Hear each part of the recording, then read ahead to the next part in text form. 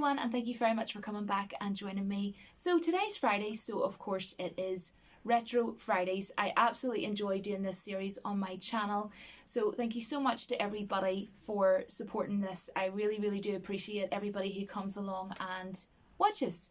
So tonight I am going to be talking about a Jim Carrey classic, the movie from 1997, Liar Liar. So let's just go straight ahead, roll the intro.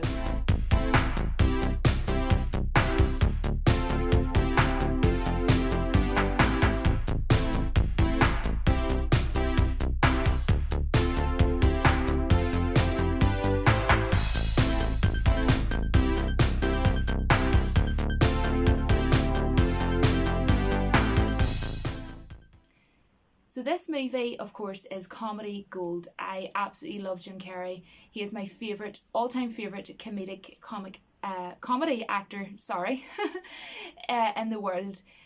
So this is one of my all-time favourite movies of his. It's so hard to actually probably pick my favourite movie of his. Love him in Batman Forever, no matter what anybody wants to try and say. But yeah, this is definitely one of his sort of really golden performances.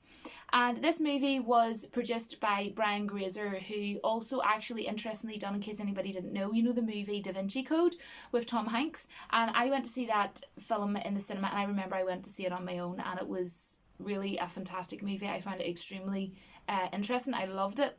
And it's directed by Thomas Shadyac, and I hope I have pronounced that right. And he actually, in case if again anybody didn't know, I know because I'm a huge Jim Carrey fan, but he actually worked on Bruce Almighty, which definitely would probably be in my top 3 all-time favourite Jim Carrey movies. And he also done, Ace Ventura and also Evan Almighty. Now, I will be honest, Evan Almighty, in case anybody's interested, I did go and see that in the cinema, and I didn't really so much like Evan Almighty, but Bruce Almighty is a phenomenal movie. I think it's absolutely hilarious, and I love the music that's in that movie as well. Now, I do have my notes with me because I want to make sure I remember everything that I want to say, because this is comedy gold. So I don't want to forget anything that I want to talk about on this movie. Now, this movie I have seen, I couldn't tell you how many times, to be quite honest with you, like millions of times. I first found out and knew who Jim Carrey was when I was about 7 years of age, maybe 8 years of age, but probably 7. My cousin, who lived beside me at the time, every Friday I would have went over and we would have rented out like a movie from further on up the road. And one week she rented out the movie The Mask, and of course I have that movie. I love that movie.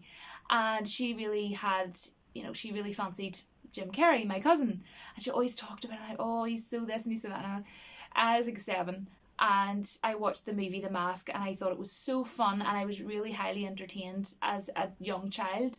And ever since then, I loved Jim Carrey. So I just want to quickly say, like, if anybody's interested in how I found out who Jim Carrey was, or my first time I watched Jim Carrey, it was The Mask. So there you go.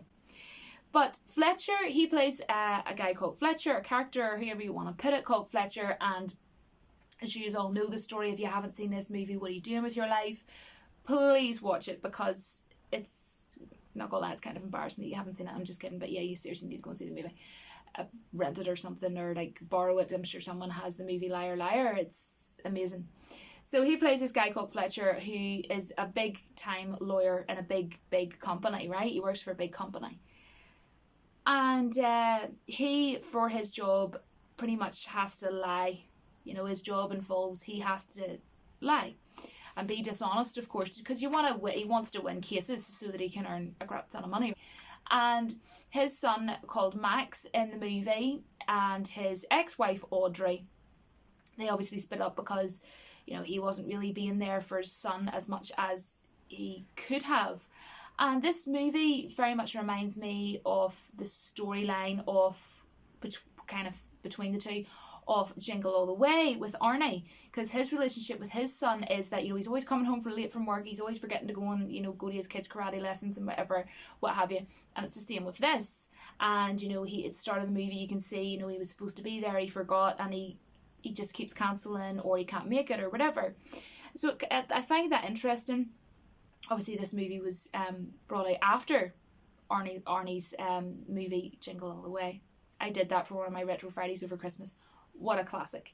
And his son Max basically wants to he just wishes to have more time, proper time, quality time with his father, as any son would do, and it's upsetting him every time he cancels, and it's breaking his heart. And he's just a young kid, so he's finding it really difficult. And Fletcher then takes on a case with Miss Cole, and Jennifer Tilly, who plays her, I think she is absolutely phenomenal in this movie. Cast-wise, this movie is top-notch, and Jennifer Tilly kills it as Miss Cole. I think she is a complete laugh. She is fantastic, and she is a really talented actress. I think Jim Carrey and Jennifer Tilly, who plays Miss Cole, are my two favourite in terms of acting, definitely, and they're probably my two favourites in the movie, Jim Carrey and Jennifer Tilly. And Jennifer Tilly, interestingly, is actually in, the Eddie Murphy movie Haunted Mansion. If you haven't seen that movie, I highly recommend you watch it because it is fantastic. Really love it. I watch it every year on Halloween morning or afternoon or whatever. And basically she wants to pull a fast one on the father of her children, and she's a bit of a bitch, right?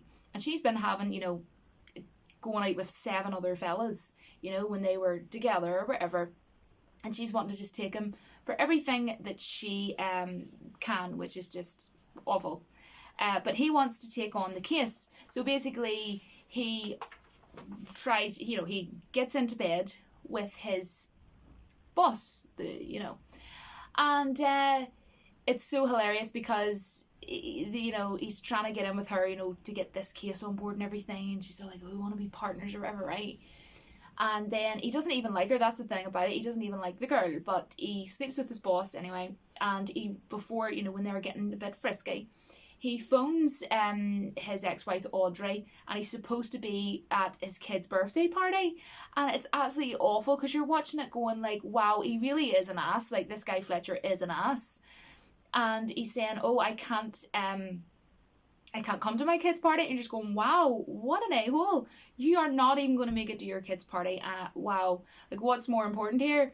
So then she goes, oh, well, at least say happy birthday to him on the phone. And he's like, no, gotta go. And then he's like, oh, the boss she's really riding me right now or something like that. I thought that was absolutely hilarious. So yeah, I thought that was really funny. And the thing about this movie is, it could only be Jim Carrey who could actually make a movie which is pretty much, let's face it, based in a courtroom the majority of the time, at least most of the time. And the only reason why he made it fun and entertaining is because of who he is and how talented of an actor and a comedic presence that he has. And I think that if it hadn't been Jim Carrey, the movie would have been pretty boring, because if it had been just a standard, basic storyline of what this was. But it didn't seem basically because, Jim Carrey, with his comedic presence, as I say, really just brought this movie into such a fun and entertaining comedy, fun movie. And that's the thing about Jim Carrey, he is just super talented at what he does, and he knows how to make everybody laugh, basically. That's just my personal opinion anyhow. Really sorry for the fella, his name Jerry or whatever you call him, that Audrey's dating. And I think they were going out for like under a year or something along those lines. And he was trying to do the claw thing, because at the start of the movie Fletcher's like, oh, it's the claw, and he runs around after his kid Max, and he tries it at the airport like, the claw, it's the claw, Max. And he's like no, you feel so sorry for him though, because like the dude is really trying. But it's just not, he just can't do the claw the way Jim Carrey does it, like, let's face it. And then it's super sad because, you get to see Max blowing out his candles with his birthday cake and everything for his birthday, making a birthday wish. And as a young child, that would be so soul destroying. And he actually made a wish. How sad. He wished that for just one day, his dad could never, couldn't tell a lie for one day. And then, obviously, he was with, getting his, freak on with the boss the previous night. So the next day he wakes up, and that's the day that he can't tell a lie. And he lies, and he wakes up beside her, and I can't remember what she says, but she pretty much asks him, like, well, what did you think of it? What was that like last night? The Jingo Jango that we had, or whatever you want to call it. I'm just going to call it the Jingo Jango. And he goes, I've had better. And then she just looks at him, throws him out of the room of the office that they did it in. And he couldn't believe he said, I've had better. But then he wasn't really thinking, like, did I just say that? And he's brushing his teeth. He laughs, I've had better. And then, guys, he just keeps saying it. And he walks in to, like, go to his office or whatever. He's like, I've had better. And then he realised he's going around and just saying everything to everybody and just being so mean because it's what he's actually thinking in his mind. Like, you imagine if you're walking around the street and you think something about somebody, or you see them doing something funny and you want to say something, but you're not going to say anything, right? You're not going to say anything. Like, I remember when I was in Madrid, kind of going off track here, guys, but it's a funny story, so I'm going to roll with it, right? And this guy, it said like limpio at the back of his jacket, so I'm pretty sure in Spanish limpio means clean. So he was the cleaner, right? And he bent down onto the ground and everyone was sort of like laughing at him discreetly. We were all laughing, everybody just walking around. And you could just see like his boxers, we call it here, I don't know what he's called in America, but boxers, right? His, undergarments. And it was pure, they were pure pink and they had these like animated like cartoon characters on them. And you could see like half of this dude's like whole underwear on a show. And it was funny, but you're not going to walk over and go, oh my gosh, pink boxers or something, do you know what I mean? So he's walking around saying all this here, and then he goes into a lift and there's a girl standing on the lift and she has, like I suppose like a lower sort of cut jumper. And, she has, big titty bojangles. And he is saying inappropriate things to her and stuff like that and saying, oh, people only do things for you because you have big boobs or big jugs or something. And then he goes to her, Mama, as if like he wants to, you get the point, do something to her titty bojangles. And then she hits him. But what's super funny is if you have the DVD of Liar Liar, I am sure you have definitely at the end 100% watched the outtakes. If you haven't, why? Go back and rewind it to the end or fast forward it to the end. Duh. Julie. And watch the bloopers. It is worth getting the DVD, trust me. If you haven't seen the movie especially, because the bloopers is absolutely hysterical. They have my stomach in knots. And there was a take where he went into the lift with that character and instead of doing his actual lines for a laugh, he ran over and just grabbed her, because you know how Jim Carrey is, that's what he's like. He tries to be awkwardly funny. But she thought it was all fun and all laughs. And what's hilarious is at the minute there's this thing going round and everybody's asking me my thoughts on it, so here goes. Apparently he was in an interview or something for his recent movie Sonic the Hedgehog, and the girl said, "What, have you anything on your bucket list or something that you haven't done that you'd like to do?" And he said to the girl, "You." But everybody's taking that as like he's being like a creep or whatever, but he's just joking. That is the way he is comedy wise. He's even said weird messed up things to like guys, but he's joking around.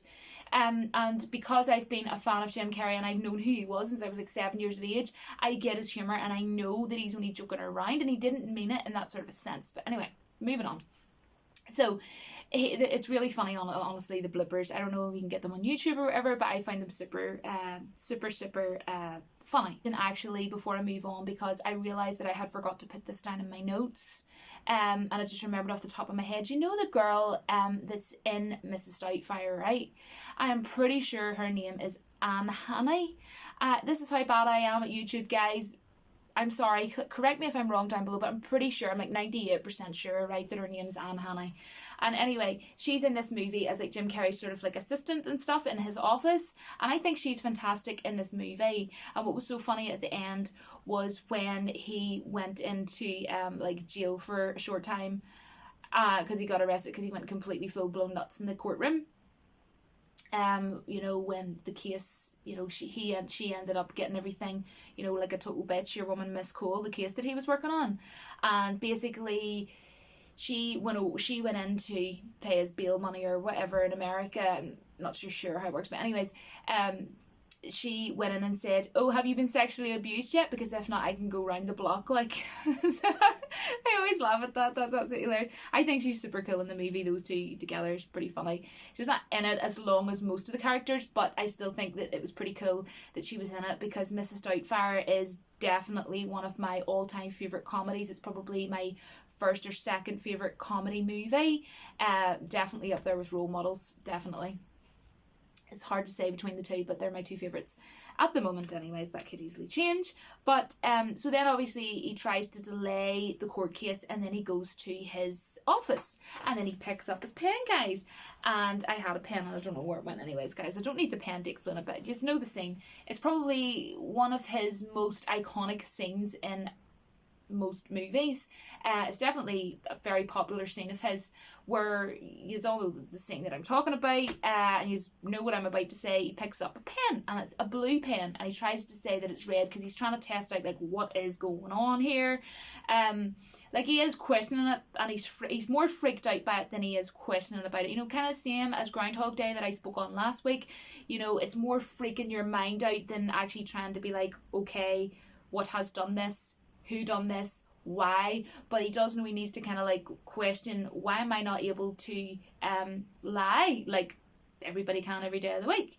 So he picks up his pen, and he's like, the colour of this pen is and it's absolutely hilarious. He's like, the colour of the pen that I hold in my hand is royal blue. It's hilarious. And then, but what's super funny, that cracks me up every time, and it's definitely the best scene in the whole entire movie for comedic purposes anyways. And he lifts the pen, and he's going along holding his wrist, and he's writing it all over the table. He's going nuts, and that scene is honestly classic. It is absolutely hilarious. And how Anne Haney stood there as an actress and actually was able to seriously watch it. I mean, I'm sure all the actors in this had to just keep retaking and reshooting because of how much you would laugh at him. He's that freaking well good. And he's like writing, and he goes, "Write it or I'll break it off." And he's like talking to his wrist, "Write it or I'll break it off." Absolutely hilarious. He's a genius. I always say Jim Carrey is a comedic genius. He truly is. He's like mustard. You either get him or you don't, and I get him, and I'm so glad that I do. So anyhow, that scene is phenomenal. It's just wow. That scene is absolutely hilarious. And there's another very classic scene, and I know you'll know what one I'm talking about. The committee room. Oh yes, I'm going to be talking about that one, guys. Don't you worry. So yeah, it's absolutely hilarious. And then he doesn't realise until his wife actually says, you know what your son was doing last night when you were with whoever?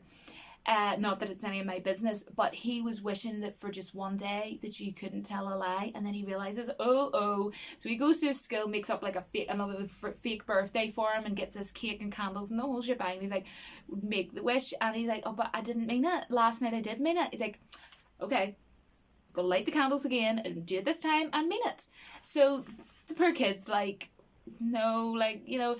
And then he goes, what's so emotional and really tugs at my heartstrings every time, even though I've seen this movie a bazillion times, he says, but well, your mummy lies, you know, even her boyfriend lies, Jerry lies, we all lie, I lie, everybody lies, and I need to lie. Adults can't go throughout their days without lying. And the kid goes, yeah, but when it's you, it's only with you it hurts. Honestly, it always brings like a bit of a tear to my eye. Like, not gonna lie, I'm a softie. Like, I really am when it comes to shit like that. I really am. And then, you know, the girl that he had the jingle jangle with, she overheard him saying that he can't lie. He was saying to Greta, you know, his assistant Greta, you know, I can't lie. And she's listening to this whole conversation outside the door, you know, being a nosy woman. And she takes Fletcher into the committee meeting. The committee's there, and they're all sort of sitting around their table in their little meeting, and she goes, come on in, like, what do you think of Mr. Allen, or whatever it was that she said? And he then comes off with this whole thing, like, he's a pedantic, this, that and the other, like you would never say to someone, like, in your profession, figuratively speaking or whatever. And you all know the scene I'm talking about. And then it doesn't go her way. It actually flips the opposite of the whole point of what she's actually trying to do.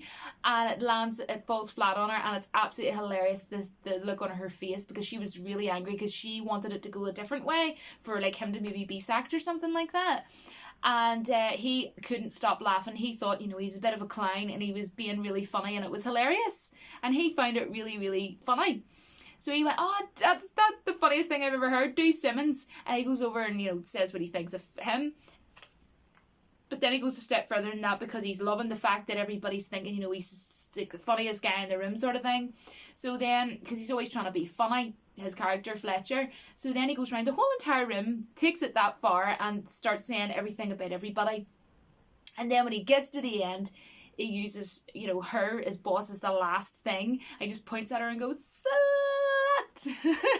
Absolutely hilarious. And she stands there and goes, and she can't believe it because she literally did not think that was how that was going to go down. She's seen it in her mind previously going in a totally different direction, but because it ended up not being that way, that was what made it so funny. And honestly, it's hard to pick, to be honest, actually, what scene I prefer, whether it's that one or the one with the royal blue pen, but they're just both absolutely hilarious, and I don't think I really need to pick. But yeah, those two scenes, you can't come on and do a review of Liar Liar and actually seriously not mention those two scenes, because there would be something wrong with me if I didn't, and I would not want to not talk about those scenes.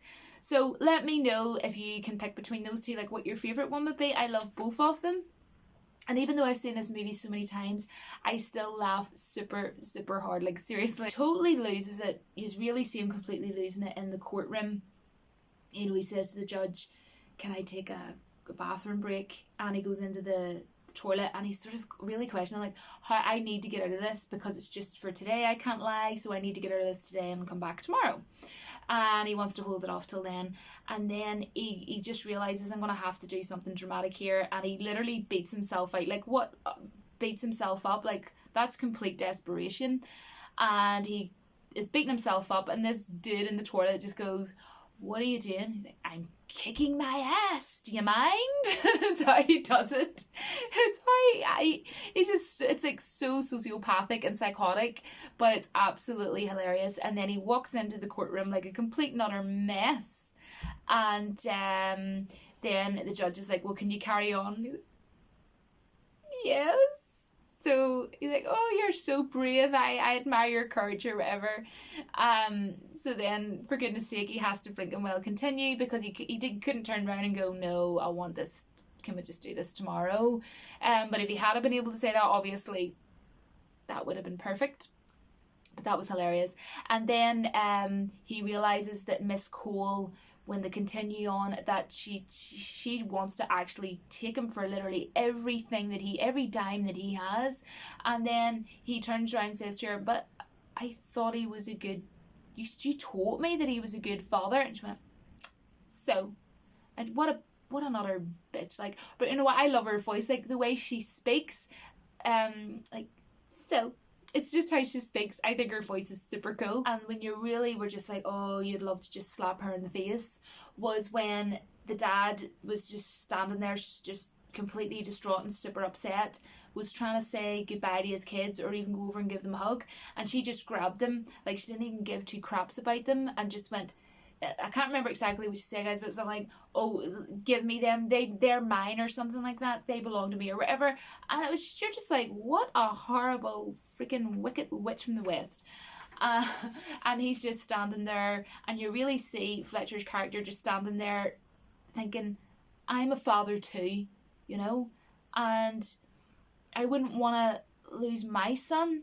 And he knows that he's going to lose his son because, Audrey told him that his ex-wife, if you don't come here by 6 p.m. tonight, I'm going to Boston with my son and my boyfriend Jerry, because, pretty much she's fed up. She doesn't want to be leaving. She doesn't want that to be the outcome, but she has to do whatever's best for her son, and she's kind of at a loss of what am I going to do. So they then do get on the plane to go to Boston, and he's literally not made it on time, so he goes to the airport. And to be honest, the end part is very OTT, very over the top, but it is still super sweet. Out of the bag and everything, and like it's super cool how he fitted in that bag and came out. What is Jim Carrey like? What a head case. What a complete another crazy guy he is. Like there's nothing he won't do in a movie. And then he gets on these, what do you call it, like recliner stair kind of deal things that they use for fixing planes and checking things and yada yada. And he goes along in it, and it's just like, what the friggity frig, this could only be in a Jim Carrey movie about a freaking lawyer in a courtroom. And he's like waving at Max, and I'm like, oh, it's just, he's come to say goodbye, wave. And he gets hurt, obviously, you know, in doing all that, and he ends up in a bed, you know, to be taken to hospital. And you really do actually feel sorry for Jerry's character, even though her boyfriend wasn't in it for all that long in the movie, which I don't really think he needed to be be honest. This movie was mainly about about Fletcher needing to change, which kind of reminds me of Scrooged, you know, the whole story where he needs to change. So it's kind of, yeah. So, and then he said, Mum, are we still going to Boston? And then Jerry said, no, you don't have to go to Boston. And he said to her, well, it looks like he got his father back. And you just go, wow, like he seems like a super sweet guy. There was nothing wrong with the guy. It was just that he didn't end up getting her, and he didn't end up going to Boston. And he actually asked her to marry him. You know, he did actually want to marry her. And it was such a super sweet ending, this movie. It's such a loving, heartfelt ending, because Max's birthday, it's like a year later, and they're all together, you know, like the three musketeers, Max, the dad and the mum, and he goes to make a wish, and then he makes the wish and the light turns off and then he turns it back on again, and they're both kissing. Audrey and Fletcher are kissing, and you're like, oh, that is such a sweet ending, because you wanted them all to be together as a family, as families should be together. Well, obviously not all can, but it's nice to be able to see in a movie a little happy ending and everything. Of course, obviously a heartfelt ending. And he said, Max, what did you wish for? Whatever, did you wish for us to get back together or something? He's like, no, I wished for rollerblades. You're just like, oh, that's so magical, because it wasn't what he didn't even wish for that. It was just that them two wanted to be together again. They kissed each other and yada yada. And to be honest, when I first seen that ending, I always thought we're going to get another one, and every time I watch it, you sort of going, they kind of ended it where there could have been the potential for a second one. So I don't know whether that was the case, but I suppose, I guess in a way it kind of ended where if they wanted, they could have did a second one. But to be honest, I'm kind of glad that they didn't, because as a movie of its own, it's one of them types of movies that sometimes, you know, when you make a sequel to a movie, it can actually somewhat, so I wouldn't say destroy the first one, like Liar Liar for example, but say they had brought out Liar Liar 2, and Liar Liar 2 had been a bit crap, or had just not worked out really, and they had maybe not used a lot of the original cast, I would say it might have kind of, you know what I mean? So I'm really glad that has never been done, and I hope that no one ever, or Disney, because you know the way Disney likes to put their hands on little Disney paws and everything, I hope no one ever tries to remake the exact movie of Liar Liar, because in today's world, I'm sorry, it just would not be, you couldn't remake this movie and make it anywhere near as good, and especially not without Jim Carrey, because Jim Carrey, like I said earlier, it's a movie about you're literally in a courtroom. He's just a lawyer, right? And he made this such a fun, hilarious, like this movie is absolutely hysterical, and look how he made this movie. Like you almost kind of forget sometimes that this is actually just about a lawyer and his son, because it's just, you're just watching him and you're going, wow, this movie is absolutely top-notch comedy gold genius work, you know, and it's just fun. It's one of them movies that it's brilliant. Like I love sitting down and watching it with, you know, cups of coffee or, you know, snacks and stuff, and just, you know, like a duvet day where you're just like lying there with your blankets around you and it's awesome. You're just watching it and just absolutely enjoying it. I enjoy this movie time and time again. It's not the type of movie that I would sit down and be like, oh, I've already seen that scene, oh, I've already seen that scene. The whole movie from start to end, I just thoroughly enjoy, and no matter how many times I watch this movie, I'll still be watching this movie, I know, in 10, 15, 20 years time, because it's that good. It's a movie that doesn't outdate for me. It's a movie that will never get old for me. It's it's a classic. It really is another classic. And, you know, if you love comedy and you haven't seen this movie, I'm sorry, but please try your best to watch it, because I can't recommend it enough, honestly. I think it's a fantastic, phenomenal movie. And in terms of comedy, it's definitely high up there for me. It really is. And it definitely is one of my all-time favourites of Jim Carrey's. I mean, it would be so hard for me to sit down and try and arrange like a list of like movies, of his best movies, because they're just so good. They really are. So let me know what you think of this movie, and definitely, as I say, try and get a hold of the DVD and also watch the bloopers at the end, because they are super funny. Who it was that set her up to it, but in the bloopers, they're in the middle of having this like really serious scene in court and shouting at each other, and she goes, "Overactor," and then he goes, "Oh," and then she says, "Oh no," and then she felt really bad about it because she didn't want him thinking that she really did say that about him, and she said, "Oh, the so and so put me up to it," or whatever. Anyway, they're on to me. So funny. Guys, thanks very much for watching another Retro Fridays. I hope you enjoyed this one. Let me know if you did. And don't forget to join me every Friday, because I do Retro Fridays every single week. So thanks very much, and until my next video, don't forget that the Force will be with you always.